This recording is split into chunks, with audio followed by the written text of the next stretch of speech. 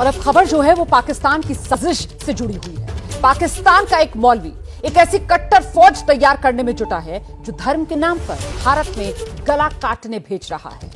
नूपुर के कत्ल का मंसूबा लेकर भारत में घुसपैठ करने वाला पाकिस्तानी रिजवान इस साजिश की पूरी डिटेल पूछताछ में बता चुका है। मेरा ये पैगाम पूरे भारत को पहुंचा दो कि अभी उम्मत मुस्लिमा की माएं बांझ नहीं हुई। अभी तुम्हारे घर से आवाज आ रही है कि मन सब नबी जान। अभी तुम्हारे कूचे से आवाज आएगी मन सब नबी जान। हिंदुस्तान के खिलाफ जहर उगलता यह शख्स है साद हुसैन रिजवी।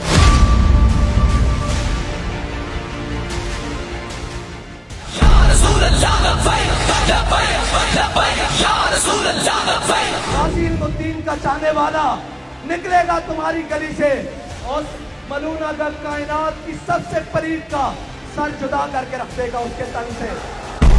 सिर तन से जुदा की धमकी देता यह शख्स है पाकिस्तान की तहरीक लब्बैक पार्टी का अध्यक्ष।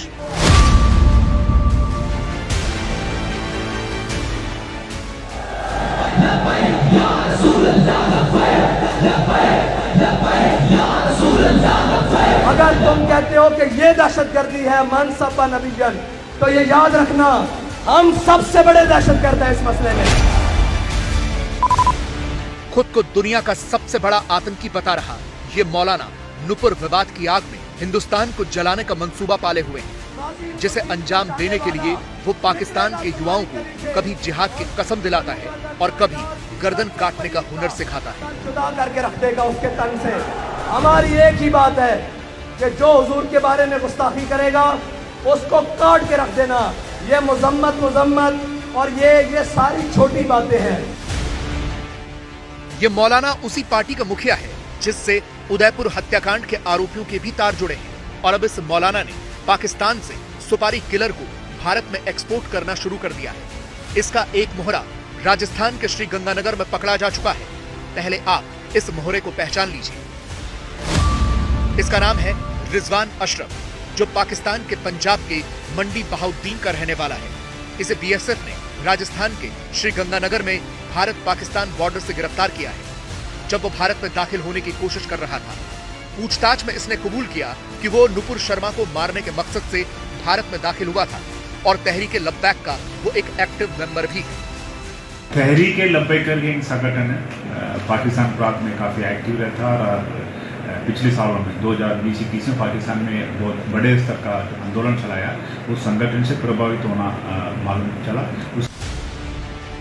नुपुर के खून का मंसूबा पाले भारत पहुंचा रिजवान कोई सिरफरा नहीं बल्कि मौलाना साद की एक खास बटालियन का मेंबर है। रिजवान अशरफ, बुत शिकन बटालियन टीएलपी। रिजवान मौलाना साद की जिस बटालियन का सदस्य है उसका नाम बुत शिकन बटालियन यानी मूर्ति तोड़ने वाली सेना है और इसका सबूत है पिछले साल अगस्त में पाकिस्तान के लाहौर से आई ये खबर। लाहौर किले में तहरीक लब्बैक पाकिस्तान के कट्टरपंथियों ने महाराजा रणजीत सिंह की मूर्ति तोड़ी है। महाराजा रणजीत सिंह की मूर्ति को पहले भी 2 बार तोड़ा जा चुका है। पुलिस ने इस मामले में रिजवान नाम के एक शख्स को गिरफ्तार कर लिया है। इन तस्वीरों में जो शख्स महाराजा रणजीत सिंह की आलिशान मूर्ति पर हथौड़े चला रहा है उसका नाम है रिजवान अशरफ। लाहौर में मूर्ति तोड़ने वाला ये रिजवान वही शख्स है जो नुपुर के कत्ल के लिए सीमा पार करके भारत में दाखिल हो रहा था। इस शख्स को पिछले साल ही महाराजा रणजीत सिंह की मूर्ति तोड़ने के आरोप में गिरफ्तार किया गया था, लेकिन बाद में मौलाना साद जैसे कट्टरपंथियों के दबाव में उसे रिहा कर दिया गया।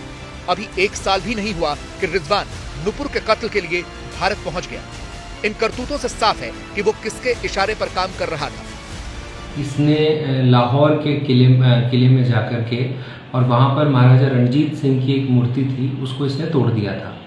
तब वहाँ जो फोर्ट के गार्ड्स थे उन्होंने इसको पकड़ा था और पुलिस को सौंपा था और वहाँ इसके खिलाफ एक FIR दर्ज हो गई, अरेस्ट हुआ था, जिसमें बाद में ये बेल आउट हो। पाकिस्तान ने उस वक्त रिजवान को गिरफ्तार जरूर किया, लेकिन जैसे ही मामला ठंडा हुआ उसे रिहा कर दिया गया। लेकिन अब उसी शख्स का कत्ल के इरादे से भारत आना कई सवाल खड़े करता है। पहला सवाल ये कि अंतर्राष्ट्रीय स्तर पर निंदा की गई वारदात का आरोपी सीमा तक कैसे पहुंचा।